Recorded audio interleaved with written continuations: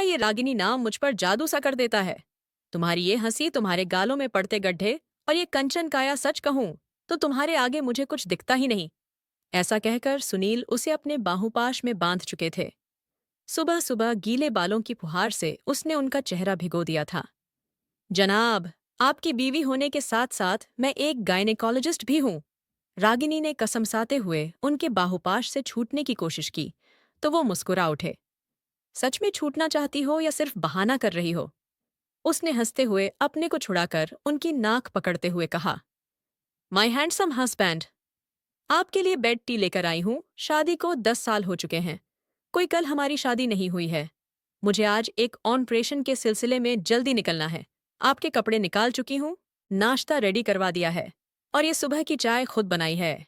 आज आपकी meeting doctor Singh के साथ है। हाँ, आज एक ओपन हार्ट सर्जरी है। सुनील जल्दी जल्दी चाय पीने लगे। तो फेमस हार्ट सर्जन सुनील अपना काम छोड़कर सुबह सुबह रोमांस करेंगे? क्यों मैडम, हमारे पास दिल नहीं है क्या? हमारे हार्ट की सर्जरी तो आप ही करेंगी। सुनील ने उसका माथा चूम लिया। रोमांस कभी फीका नहीं पड़ने देना चाहिए। कल तो तुम थक गई थी, पर कल की कसर आज। अच्छा जी। वो भौहें सिकोड़कर उन्हें मुंह चिढ़ाकर हंसती हुए निकल गई। ड्राइव करते हुए सोच रही थी कि वो कितनी खुशनसीब है कि सुनील उसके पति हैं। अचानक से उसकी आंखें भर आईं। शादी को 8 साल हो चुके हैं, पर उसकी गोद अभी तक सूनी है। आकूत संपत्ति, सब सुख सुविधा, पर आंगन सूना है। उसने सुनील से बच्चा गोद लेने की बात की, पर वो चुप हो जाते हैं। उनकी नाराजगी के डर से वो कुछ नहीं कहती। आज जब तक उसने यूट्रस रिमूव सर्जरी खत्म की, तब तक लंच टाइम जा चुका था। सोच रही थी कि वो चाय के साथ एक सैंडविच खा लेगी। रागिनी पीछे से डॉक्टर कोमल ने आवाज दी। मुस्कुराते हुए बोली, चलो साथ में चाय पीते हैं, आजकल बहुत बिजी हो। उसने मुस्कुराते हुए कहा, नहीं, ऐसी कोई बात नहीं है, दोनों अच्छी दोस्त थीं। चाय की चुस्की लेते हुए कोमल बोली, आजकल तुम क्लब नहीं आती, बस यूं ही थकान हो जाती है। फिर शाम का वक्त रोज तो नहीं, पर कभी कभी सुनील के साथ गुजरता है। वो बहुत बिजी रहते हैं, पर जिस दिन जल्दी आते हैं उस दिन घर पर उनका इंतजार करना अच्छा लगता है। तुमसे एक बात कहनी थी। गलत मत समझना, आजकल सुनील और डॉक्टर रुबीना की दोस्ती पर लोग कई तरह की बातें कर रहे हैं। कुछ कलीग्स ने मुझसे भी कहा। मैं कुछ समझी नहीं डियर। कभी किसी पर इतना भरोसा मत करो कि दिल टूट जाए। आज उसका दिल घबरा उठा था। नहीं नहीं, सुनील ऐसा नहीं कर सकते, वो उसे बहुत प्यार करते हैं। कुछ दिनों से कई बार लेट हो जाते हैं, कई बार डिनर नहीं करते। रात को भी वह व्यवहार बदला हुआ महसूस करती है, पर सोचती है शायद काम का प्रेशर है। वो उन्हें जान से भी ज्यादा प्यार करती है। नहीं, नहीं, हम दोनों के बीच किसी तीसरे के लिए कोई जगह नहीं है। छी, मेरा मन भी खराब कर दिया। उसने अपने सिर को झटका दिया। ऐसा सोचते हुए वह परेशानी के साइन को अनदेखा करते हुए सुनील के रूम में चली गई। वहां का नजारा देखकर उसके पैरों तले जमीन खिसक गई। रुबीना सुनील के बेहद करीब थी। सुनील के कंधे से चिपकी हुई सुनील ने उसे सीने से लगा रखा था। उसकी अप्रत्याशित उपस्थिति से दोनों हड़बड़ा गए। रुबीना को अनदेखा करते हुए वह सुनील से बोली, मैं घर जा रही हूं, आपको यही बताने आई थी। आधा एक घंटे बाद सुनील घर पहुंच गए। वो बहुत रो चुकी थी। सुनील रूम में आए और उसकी बगल में बैठ गए। कुछ लम्हे खामोश गुजर गए। मुझे तुमसे कुछ कहना है। उन्होंने उसके कंधे पर हाथ रखा। उसने उनका हाथ झटक दिया। रागिनी, रुबीना और मैं तो धोखा देने की क्या जरूरत थी? आज तक हमेशा आपकी सी हर इच्छा आने पूरी की है, तो ये भी उसके आंसू बह चले। कब से चल रहा है ये सब? हम दोनों पिछले 7 महीनों से एक साथ हैं। सुनील का स्वर डूबा हुआ था। वो मेरे बच्चे की मां बनने वाली है। क्या? अचानक से अपने आंसू पोंछ कर वो हंस पड़ी। सुनील हैरत से उसे देखने लगे। वो थके कदमों से खड़ी हुई। उसने अलमारी का लॉकर खोला, उसमें से एक फाइल निकाली और सुनील के आगे रख दी। खोलिए। कुछ साल पहले मैंने अपना चेकअप करवाया था, उसी की रिपोर्ट है। सुनील ने कांपते हाथों से फाइल खोली। पढ़ते पढ़ते उनके चेहरे का रंग उड़ गया। रागिनी की रिपोर्ट बिल्कुल सही थी। उसके अंदर कोई कमी नहीं थी, तो क्या कमी उनके अंदर है? तो फिर वो बच्चा सुनील के मुंह से निकल आए, अपनी जांच जरूर करवाइए। रागिनी ने शांत स्वर में कहा। मैं आपको चोट नहीं पहुंचाना चाहती थी, इसलिए चुप रही। चाहती तो आपको सब कुछ बताकर आपको टेस्ट करवाने के लिए कह सकती थी। कभी कहने का सोचा भी, पर आप हर्ट न हो, इसलिए चुप हो गई।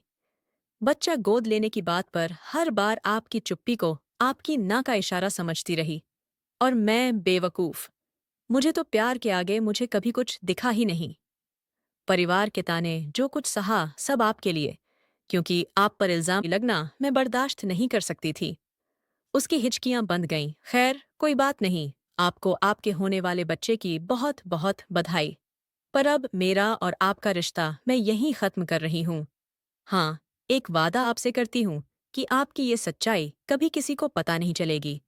ये सब उस बेपनाह मोहब्बत की खातिर जो मैंने आपसे की थी। मैं एक सफल डॉक्टर हूँ। आपसे किसी चीज की कोई इच्छा नहीं है। हमेशा खुश रहिएगा अपने होने वाले बच्चे के लिए।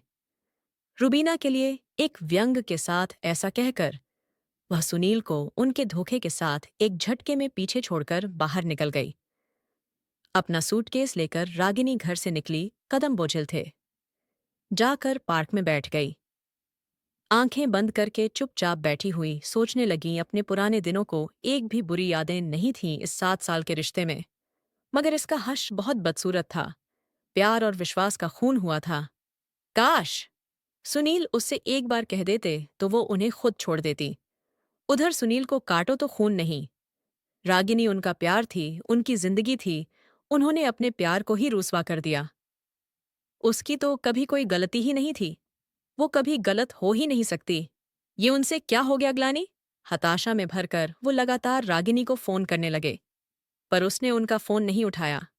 ओह गॉड, इस गुनाह का कोई प्रायश्चित नहीं है। उसकी मोहब्बत का ये इनाम दिया उन्होंने। वो सबसे पहले कल हॉस्पिटल जाकर उससे अपने पाप के लिए माफी मांगेंगे। क्या वो माफ करेगी? उन्हें उनकी बेवफाई को भूल पाएगी? वो भले ही वापस न आए, पर उनके गुनाह को माफ कर दे तो उनके लिए जिंदगी कुछ तो आसान होगी। शायद रागिनी कोमल के यहाँ गई होगी, फोन करके पूछे। नहीं, वो ऐसा नहीं कर सकते।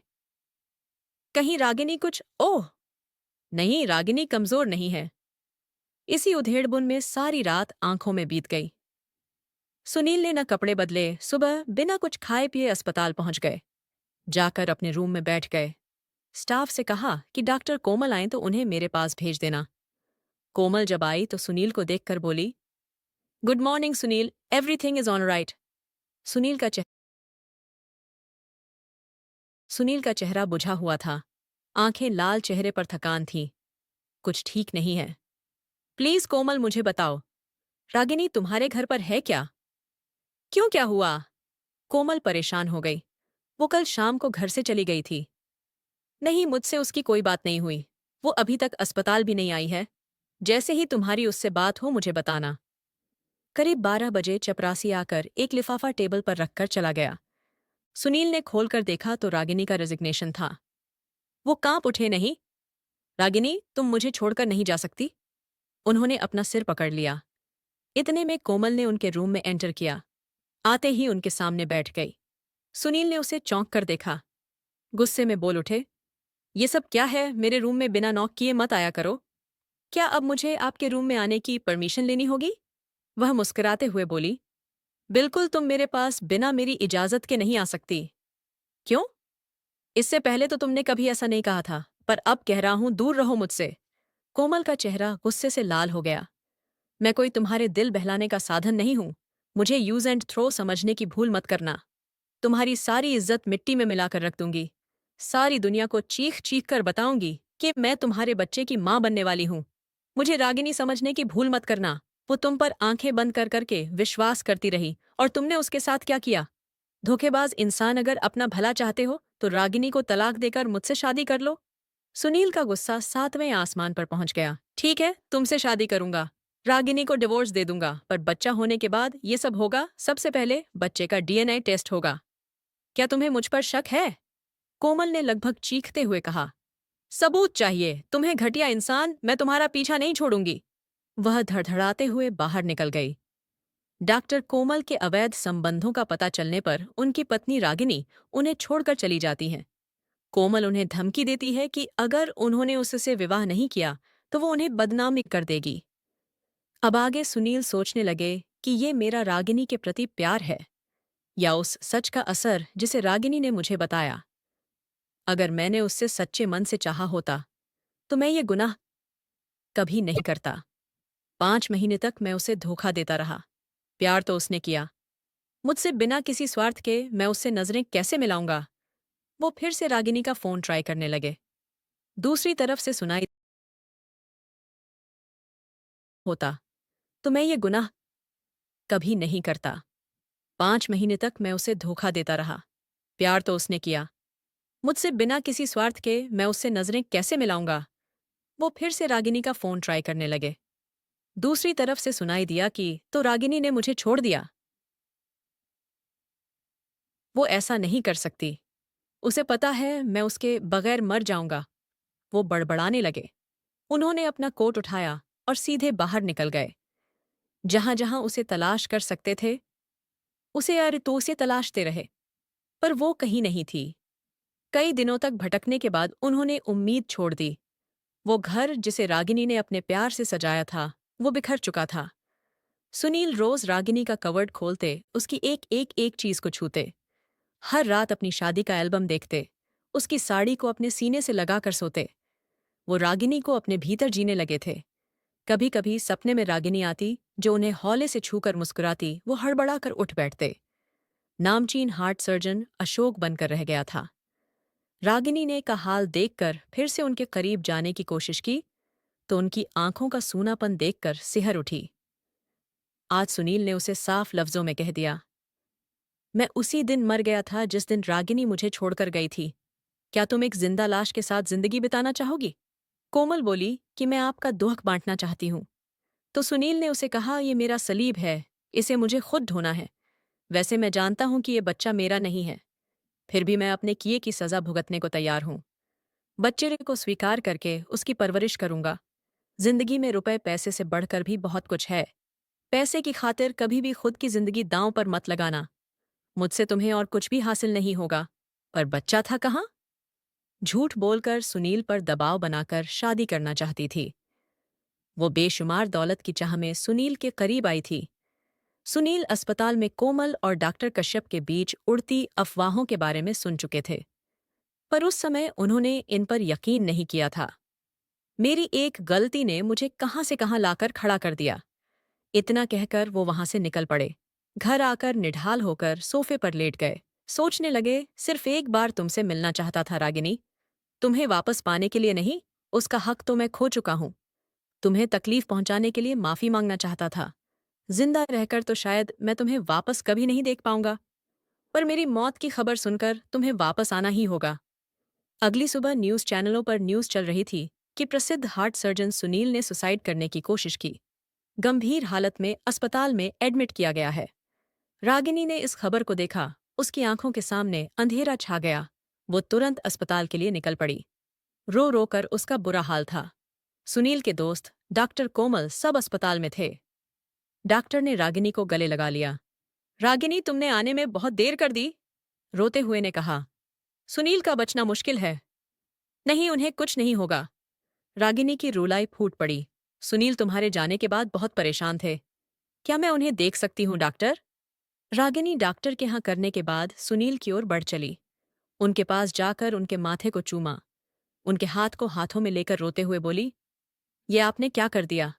सुनील, देखिए मैं आ गई। इसके लिए मैं आपको कभी माफ नहीं करूंगी। जल्दी से ठीक हो जाइए। उसके शब्द टूटने लगे। डॉक्टर प्लीज, आप कुछ कीजिए, सुनील को ठीक कर दीजिए। डॉक्टर, रागिनी अपने आप को संभालिए, हम कोशिश कर रहे हैं। रागिनी बगैर कुछ खाए पिए अस्पताल में बैठी हुई थी। डॉक्टर कोमल ने उसे कहा, जाकर कुछ खा लो। मैं और अशोक यहाँ रुकते हैं। नहीं, मैं कहीं नहीं जाऊंगी। सुनील को होश में आने दो। डॉक्टर कोमल ने वहीं पर चाय मंगवा ली। रात को अशोक यहाँ रुक जाएंगे, तुम मेरे साथ चलो। नहीं, मैं तब तक कहीं नहीं जा सकती जब तक उन्हें होश न आ जाए। 3 दिन बाद सुनील को होश आया है। जुबान पर रागिनी का नाम है। रागिनी आई, उसने उनका हाथ थाम लिया। वो बहुत धीमी आवाज में कुछ कहने की कोशिश कर रहे थे। रागिनी ने उनके होंठों पर उंगली रखकर चुप कर दिया। ठीक होने के बाद बात करेंगे। हफ्ते बाद सुनील को लेकर रागिनी घर आ गई है। रागिनी उनका ख्याल रख रही है, बिल्कुल वैसे ही जैसे पहले रखती थी। कोई शिकायत नहीं। चेहरे पर वैसा ही तेज, वैसी ही पवित्रता। सुनील कुछ नहीं बोलते, चुपचाप रागिनी के चेहरे के भाव पढ़ने की कोशिश करते रहते हैं। वो जैसा कहती है वैसा ही मान लेते हैं। डरते हैं कि अगर उसे कुछ भी बुरा लगा तो वो उन्हें छोड़कर चली जाएगी। उसके न होने से अच्छा तो यही है कि मौत ही आ जाए। आज रागिनी ने साबूदाने की खीर बनाई है, जो उन्हें बिल्कुल भी पसंद नहीं है, पर वो चुपचाप खा रहे हैं। रागिनी देख रही है कि वो खा रहे हैं, पर मन मारकर। जिस चीज की इच्छा न हो उसे मत कीजिए, नहीं खाना तो छोड़ दीजिए। फिर भी वो खा रहे हैं, बिल्कुल शांत भाव से। सोच रहे हैं कि वो रागिनी को बहुत दुहक पहुंचा चुके हैं। अब वो कभी भी ऐसा कुछ नहीं करेंगे जिससे वो दुखी हो जाए। रागिनी हर रात को उनके पास ही होती है, पर बेड के दूसरे कोने पर पहले वह उनकी बाहों में होती थी। नज़दीकियां नहीं हैं, पर तसल्ली है कि उसका चेहरा आंखों के सामने होता है। वो चाहते हैं कि वो पहले वाला प्यार, वो उसे जबरदस्ती अपनी बाहों में समेटना, पर वो हक। नहीं नहीं, अब मुमकिन नहीं। एक रात रागिनी को अपने पैरों पर स्पर्श महसूस हुआ। वो हड़बड़ाकर उठ बैठी। देखा तो सुनील जमीन पर बैठकर उसके पैरों को छूकर रो रहे थे। क्या हुआ? उसने अपने पैर समेट लिए। मुझे माफ कर दो रागिनी, जानता हूं कि मैं धोखेबाज हूं, पर रागिनी, जिस जिंदगी में तुम नहीं, वो जिंदगी मुझे नहीं चाहिए। मैं तुमसे भीख मांग रहा हूं। तुम मुझे छोड़ना चाहती हो, बेशक छोड़ दो। मुझसे कोई संबंध भी मत रखना, पर मेरी नजरों के सामने इसी शहर में रहना। तुम्हें पता है कि जब तुम मुझसे दूर चली गई थी तो जिंदगी मेरे लिए बोझ बन गई थी। दम घुटने लगा था मेरा। तुम्हारे बिना मैं कुछ भी नहीं। बेवकूफ था। मैं कभी समझ ही नहीं पाया, जिस चेहरे को देखकर हर दिन मेरी सुबह होती है। हर वक्त ज़हन में जिसका ख्याल होता है, अगर वो नहीं है तो जिंदगी का कोई मतलब कैसे हो सकता है। अगर मैं किसी और आदमी के साथ आपको चीट करती तो आप मुझे माफ कर देते। मुझे पता है कि आप ऐसा कभी नहीं करते, पर जानते हैं, मैंने आपको माफ कर दिया है। सिर्फ उस प्यार के लिए जो मैंने आपसे किया था, जिस प्यार की खातिर मैं दौड़ देकर चली आई। मैं नहीं जानती कि हमारा रिश्ता कभी सामान्य होगा या नहीं, पर रागिनी मन को मैला करना नहीं जानती। सुनील चुपचाप उसकी बात सुन रहे थे। आज रागिनी उनकी नजरों में और भी ऊपर उठ चुकी थी, और वो खुद की नजरों में और गिर चुके थे। रागिनी ने उन्हें माफ करके जिंदगी की सबसे बड़ी सजा दे दी थी। वो अपने गुनाह के बोझ तले दब चुके थे। उन्हें समझ आ चुका था कि रिश्ते पवित्रता और विश्वास की नींव पर बनते हैं। इनके बिना सब कुछ खत्म ही हो जाता है। दोस्तों, अगर आप लोगों को मेरी यह वीडियो पसंद आई हो तो चैनल को सब्सक्राइब ज़रूर कर ले और बेल नोटिफिकेशन ONN कर ले। दोस्तों, प्यारा सा कमेंट करके बताएं कि आपको मेरी स्टोरी कैसी लगी। कल मिलेंगे एक और